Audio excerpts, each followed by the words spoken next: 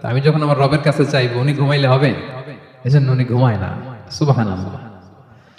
তো আল্লাহ যেহেতু ঘুমায় না, সিবগাতাল্লাহ, আল্লাহর রঙে আমাদেরকে যদি রঙিন হতে হয়, আমরাও বেশি ঘুমানো যাবে না রমাদানে। শেষ রাতে এই ডিভাইন পাওয়ারের সাথে আমাদের অ্যাটাচমেন্ট বাড়াইতে হবে।